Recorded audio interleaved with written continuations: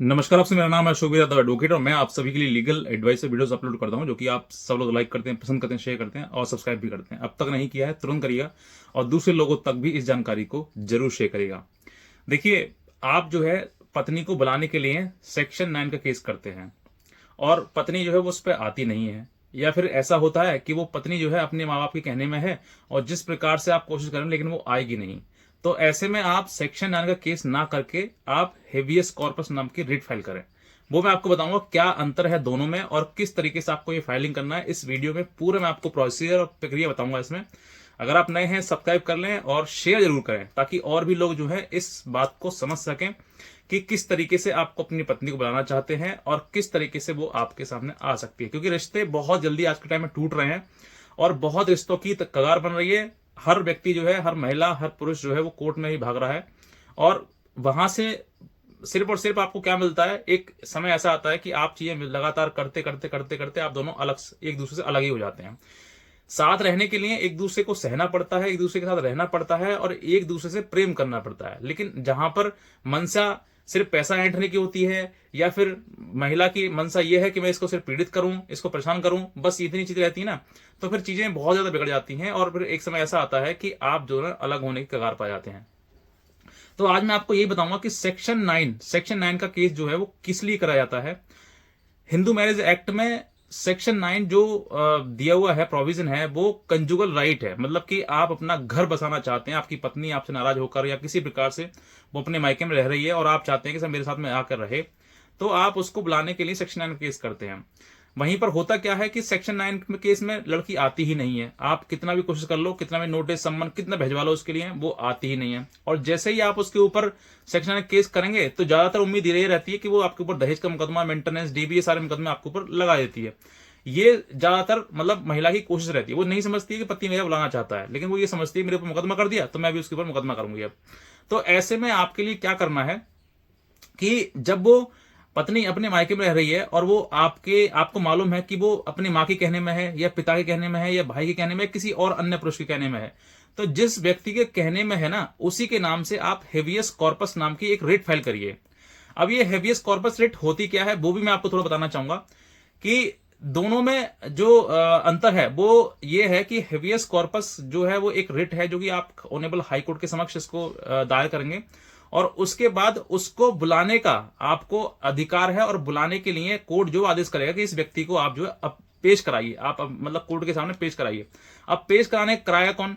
आपको लगता है कि घर में उसकी लड़की की मां है या उसका पिता है या उसका भाई है, कोई भी व्यक्ति उसमें से, या फिर उसके अलावा कोई अन्य पुरुष है, कोई भी व्यक्ति आपको लगता है कि ये व्यक्ति उस पर कब्जा कर रखा है, इसने उसको बात करने से मना कर दिया है या फिर वो व्यक्ति उसको मतलब भेजना नहीं चाहता है, तो उसके नाम से आप रेट फाइल करें हेवियस कॉर्पस नाम से और उस जो लड़की है, जो पत्नी है आपकी, उसको पार्टी बनाया उसमें।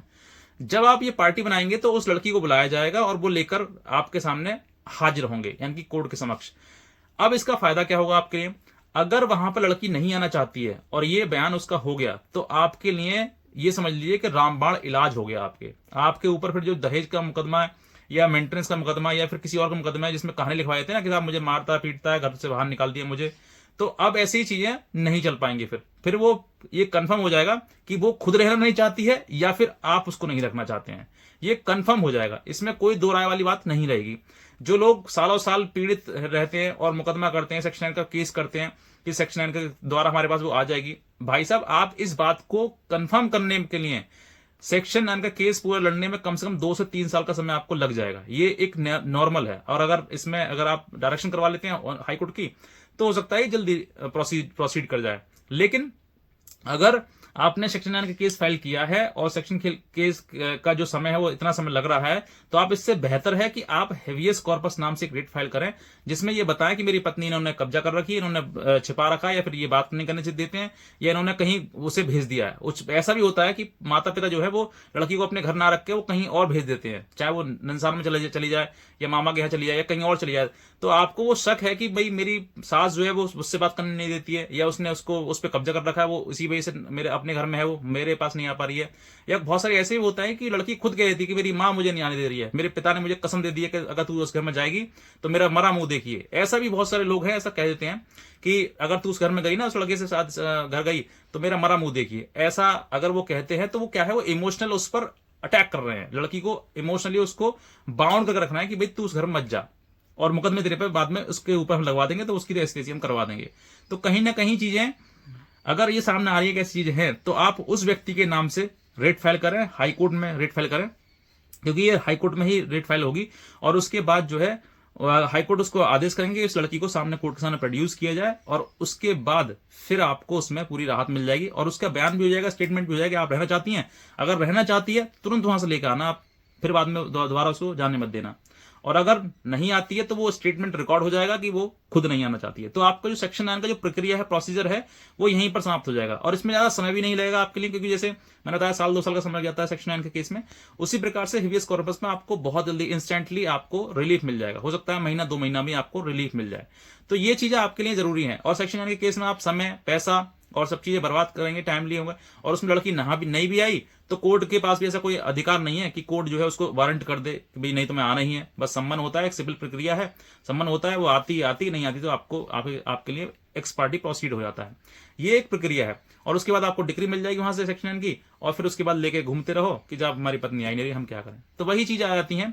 मतलब लंबा समय ना गुजार कर अगर आप कम समय में, शॉर्ट टाइम में, और आप इफेक्टिवली करके काम करना चाहते हैं, अपनी पत्नी को बुलाना चाहते हैं, या ये जानना चाहते हैं कि वो आना चाहती है फिर नहीं आना चाहती है, तो दोनों ही रास्ते में आपको हेवियस कॉर्पस नाम से अपडेट फाइल करिए। और इस दौरान जो है आप बहुत जल्दी उसको पा सकते हैं। और अगर उसके पीछे किसी ने उसको छिपा रखा है या किसी के लिए किसी ने उसको गायब कर रखा है, तब भी वो सामने प्रोड्यूस करेगा वो व्यक्ति, जिस व्यक्ति के पास वो है, महिला।